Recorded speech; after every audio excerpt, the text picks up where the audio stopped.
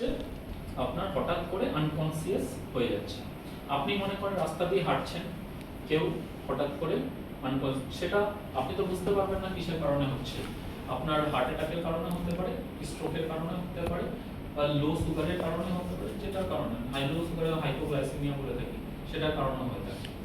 এখন আপনার কি করণীয় থাকবে? মনে করেন সবার প্রথমে মানুষকে হেল্প করার আগে আপনাকে নিজের সেফটিটা দেখতে হবে, ঠিক আছে?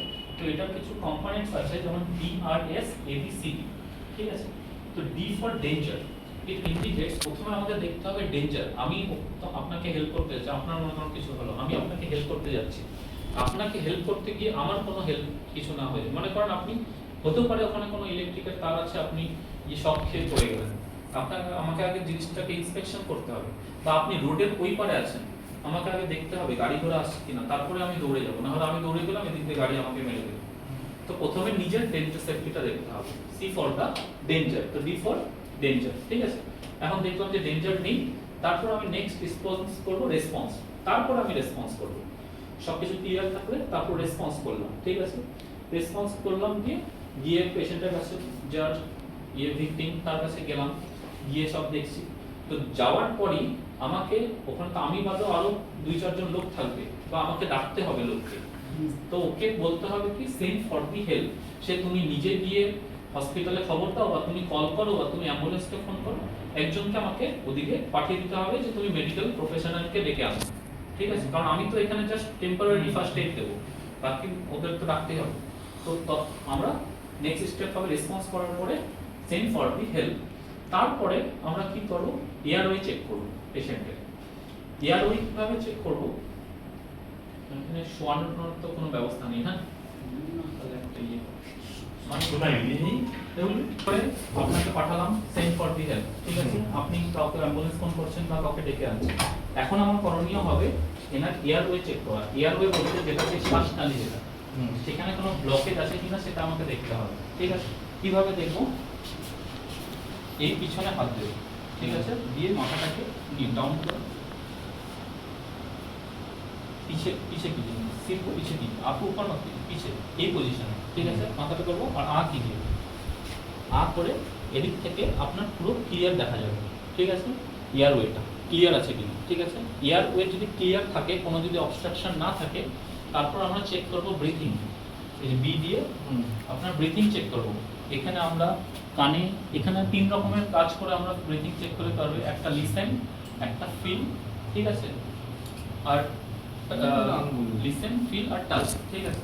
তো আমরা হচ্ছে এখানকার যে কান দেব, এই নাকটা আছে, এখানে কোনো আমরা শ্বাস নেওয়ার শব্দ শুনতে পাচ্ছি কিনা, ফিল করব যে ওখান থেকে কোনো হাওয়া বেরোচ্ছে কিনা, আর দেখবো লুক চেস্ট, শ্বাস নিলে দেখবেন আমাদের যে ডায়াফ্রামটা থাকে আপ অ্যান্ড ডাউন হয়। তো সেই 3টা জিনিস দেখবো যে ব্রিথিং হচ্ছে কিনা।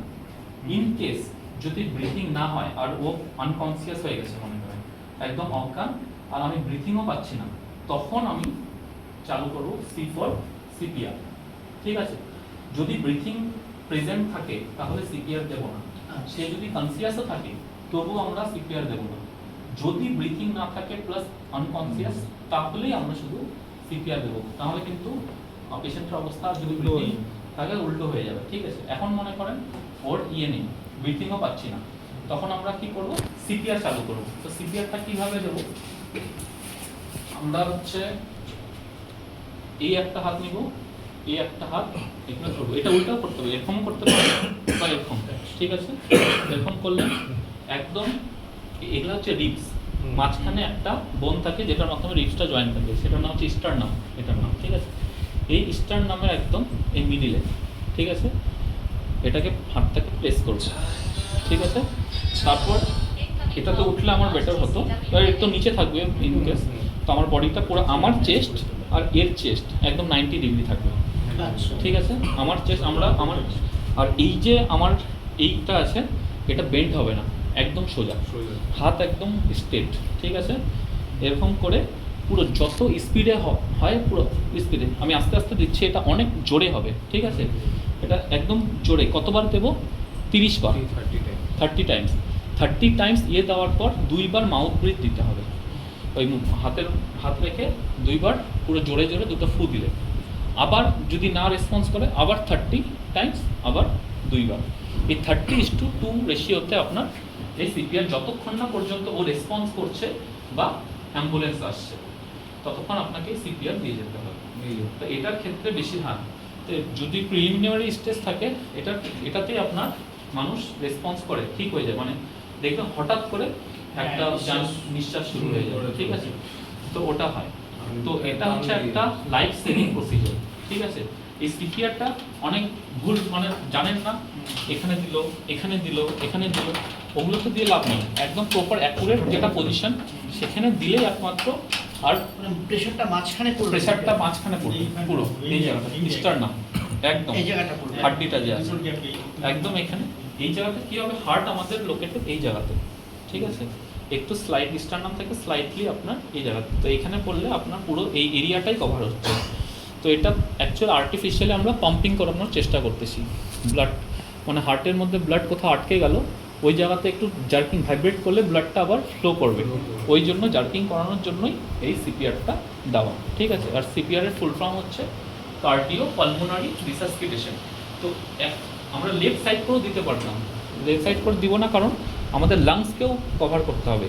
এখানেও লাংস আছে, এখানেও হার্টের পিছনে লেফট লাংস আর এই সাইডে রাইট লাংস, তো পুরো থোরাসিক এরিয়াটা আমাদের কভার করতে হবে। এই জন্য মিডিলে দিলে আপনার পুরো ব্যালেন্স হয়ে যাবে।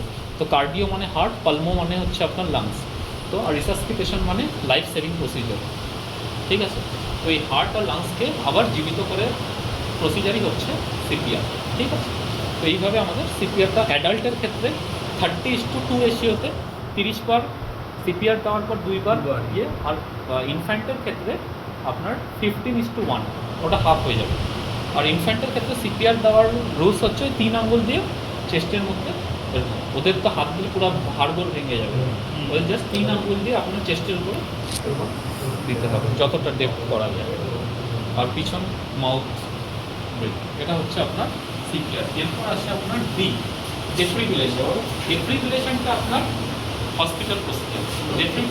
ডেফিব্রিলেটর ইলেকট্রিক শক যেটা হয়, মানে সিপিআর দিয়েও কোনো রেসপন্স হলো না, অ্যাম্বুলেন্স আসলো, ওকে উঠিয়ে নিয়ে গেল, তারপর আমরা ডেফিব্রিলেটর থাকে যেটা শক প্রোভাইড করে, নন শক দিয়ে, তারপর ভগবানের হাতে যদি ফেললো না হবে। আর এই ডেফিব্রিলেশনটা একটা ব্যাপার আছে, এখানে একটা AED মডেল পাওয়া যায়, এখানে লেখা আছে এই মেশিনটা, এটা করতে পারে, এটা যে কোনো আপনার ফার্স্ট এইড বক্সে বেশিরভাগ থাকে। এটা কারো মনে করেন ফার্স্ট এইড বক্স আছে, এটাতে কী হয়, এটা খুব কম পরিমাণে ইলেকট্রিক শর্টটি ওরা দেবে, কিন্তু খুব কম পরিমাণে। ওই যে দুটো প্যাড থাকে, দুটো প্যাড দুদিকে লাগিয়ে দিলাম, মেশিন চালিয়ে দিলাম, ওটা একটা ইলেকট্রিক শর্ট ওরা প্রোভাইড করে। এইটুকু মেশিন হয়, ওরা এইটুকু মেশিন করা হয়, উইডো দিয়ে দেয়, হ্যাঁ, অটোমেটিক ইলেকট্রিক ডিভাইস ওটা। তো ওটা দিয়ে আপনার আমরা করতে পারি। তো যেই সময় ফিজটা দেবো সেই সময় যাতে ওনার কন্ট্যাক্টে কেউ না থাকে, টাচ না থাকে, না নিয়ে সব থাকবে। তো এটা হচ্ছে পুরো প্রসিজার। প্রথমে আমরা নিজেদের ডেঞ্জারটা দেখবো, তারপর রেসপন্স করবো, কাউকে সেন্ড করতে হেল্প করবো, এয়ারওয়ে চেক করবো, ব্রিথিং চেক করবো। ইনকেস যদি ব্রিথিং না পাই তাহলে সিপিআর চালু করবো। কনসিয়াস পেশেন্টকে কখনো আমরা সিপিআর দেবো না, আর কনসিয়াস থাকলে ব্রিথিং চলবে, সেটা স্বাভাবিক। আর আনকনসিয়াস থাকলেও ব্রিথিং চলে তবুও দেবো না।